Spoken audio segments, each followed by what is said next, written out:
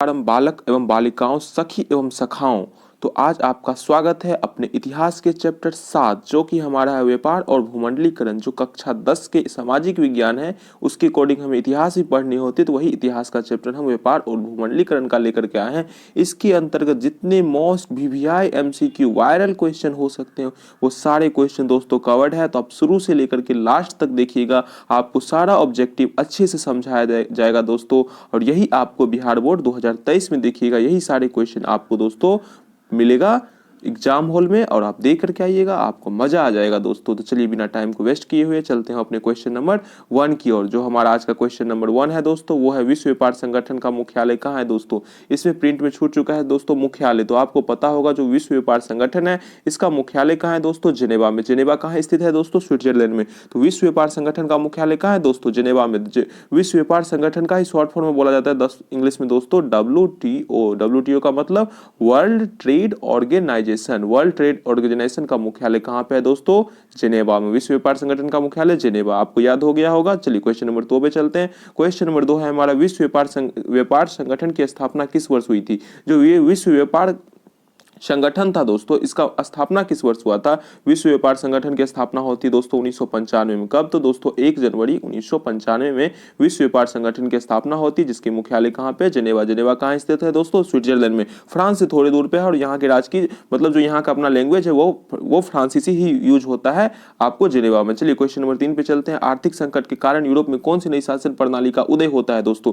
जो आर्थिक संकट होता है दोस्तों, आर्थिक संकट के कारण यूरोप में कौन सी नई शासन की प्रणाली का उदय होता है, तो वो होता है दोस्तों फांसीवाद नाजीवाद शासन प्रणाली। फांसीवाद नाजीवाद शासन प्रणाली का उदय कब होता है, आर्थिक संकट के कारण यूरोप में। जो यूरोप में आर्थिक संकट आता है उसके कारण जो होता है फांसीवाद नाजीवाद शासन प्रणाली का उदय। क्वेश्चन नंबर 4 हमारा आज का क्वेश्चन नंबर 4, आधुनिक युग में अर्थव्यवस्था के क्षेत्र में होने वाले सबसे बड़ी क्रांति को क्या किस नाम से जाना जाता है दोस्तों। जो आर्थिक युग में जो अर्थव्यवस्था में परिवर्तन होता है इसको कहा जाता है दोस्तों औद्योगिक क्रांति। सबसे बड़ा परिवर्तन जो आधुनिक युग में हुआ अर्थव्यवस्था के क्षेत्र में वो कहलाता है औद्योगिक क्रांति के नाम से। चलिए क्वेश्चन, औद्योगिक क्रांति में क्या होता है दोस्तों, औद्योगिक क्रांति की शुरुआत सबसे पहले औद्योगिक क्रांति कहाँ हुआ था दोस्तों, तो याद रखिएगा सबसे पहले औद्योगिक क्रांति होता है ब्रिटेन यानी कि इंग्लैंड में दोस्तों। चलिए क्वेश्चन नंबर नेक्स्ट देखते हैं। क्वेश्चन नंबर नेक्स्ट है 5, भूमंडलीकरण की शुरुआत किस दशक में हुई थी। जो भूमंडलीकरण की शुरुआत हुई थी दोस्तों वो 1980 के दशक में होती है। तो ऑप्शन नंबर हमारा हो जाएगा दोस्तों ऑप्शन नंबर डी, भूमंडलीकरण की शुरुआत होती है 1980 के दशक में। चलिए क्वेश्चन नंबर 6 देखते हैं। भारत सदस्य नहीं है, ये बताइएगा क्वेश्चन आपके लिए दोस्तों है भारत किसका इसमें से सदस्य नहीं है, दापेक्ष का, आपेक का, या G15 का, या WTO को। वही WTO और WTO वर्ल्ड ट्रेड ऑर्गेनाइजेशन का। तो ये क्वेश्चन आपके लिए भारत सदस्य इसमें से चारों ऑप्शन में से किसका नहीं है दोस्तों।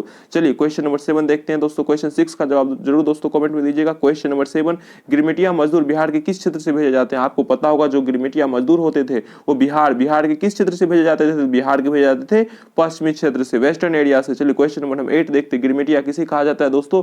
जो गिरमिटिया मजदूर होता था किसे बोलते थे, अनुबंधित मजदूर को। जो अनुबंधित मजदूर होता था दोस्तों उसे ही बोला जाता था गिरमिटिया मजदूर। क्वेश्चन नंबर 9 दोस्तों, ब्रिटेन ऊंट सम्मेलन किस वर्ष हुआ। ये जो दोस्तों ब्रिटेन ऊंट सम्मेलन हुआ था ये किस वर्ष हुआ था, तो आपको पता होगा 1944 में।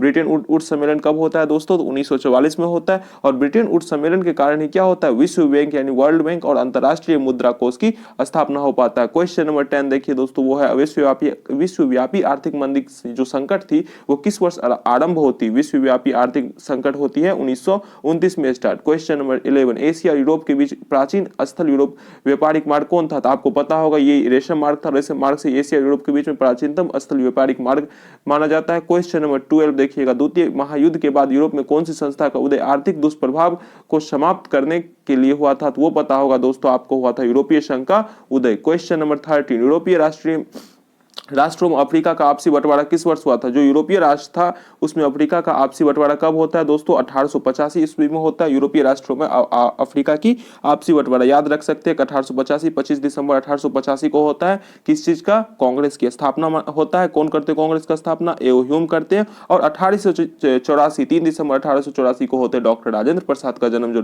The first president of India कहलाते हैं। क्वेश्चन नंबर 14 दोस्तों, क्वेश्चन नंबर 14, ब्रिटिश सरकार ने गिरमिटिया श्रमिकों की व्यवस्था किस वर्ष समाप्त कर दी। जो ब्रिटिश सरकार थी वो गिरमिटिया श्रमिकों की व्यवस्था किस वर्ष समाप्त करती है दोस्तों, तो आपको ये क्वेश्चन पता होना चाहिए 1921 ईस्वी में होता है दोस्तों। 1921 ईस्वी में ब्रिटिश सरकार ने गिरमिटिया श्रमिकों की व्यवस्था मतलब समाप्त कर दी थी। चलिए क्वेश्चन नंबर 15, आर्थिक महामंदी में कौन देश सबसे कम प्रभावित हुए?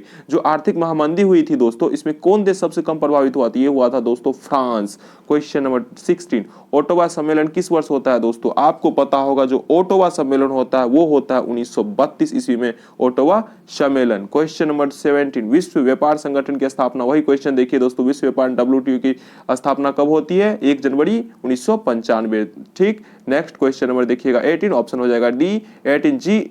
G8 की स्थापना कब हुई? जो दोस्तों हमारा G8 है, G8 की स्थापना कब होती है दोस्तों? तो आपको पता होना चाहिए जो G8 था दोस्तों, इसकी स्थापना होती है 1975 ईस्वी में। याद रखिएगा दोस्तों, G8 की स्थापना 1975। क्वेश्चन नंबर 19, संयुक्त राष्ट्र मौद्रिक एवं वित्तीय सम्मेलन किस वर्ष हुआ? जो आपका दोस्तों संयुक्त राष्ट्र मौद्रिक और वित्तीय सम्मेलन किस वर्ष होता है? तो ये होता है 1944 में, 1944 ईस्वी में होता है दोस्तों। क्वेश्चन नंबर 20, होसे मेला का आयोजन कहाँ किया जाता है? जो दोस्तों होसे मेला है, इसका आयोजन कहाँ होता है?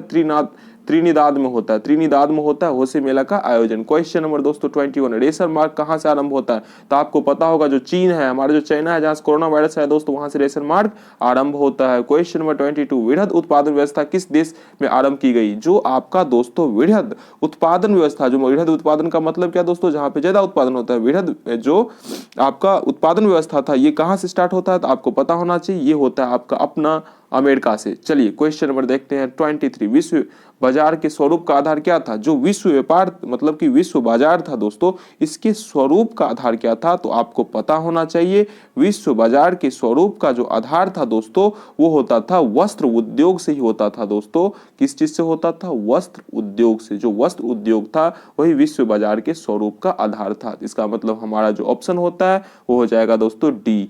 बाजार का स्वरूप विश्वव्यापी किस क्रांति के बाद हुआ? जो बाजार का स्वरूप था, जो बाजार का स्वरूप वो विश्वव्यापी किस क्रांति के बाद होता है? तो वो होता है दोस्तों जब औद्योगिक क्रांति आता है, ब्रिटेन से स्टार्ट होता है, इंग्लैंड से औद्योगिक क्रांति। जब औद्योगिक क्रांति स्टार्ट होता है तो बाजार का स्वरूप हो जाता है विश्वव्यापी।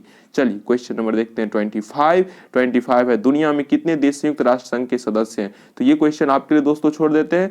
चलिए ठीक है, बता देते दोस्तों, दुनिया में जो कितने देश थे जो संयुक्त राष्ट्र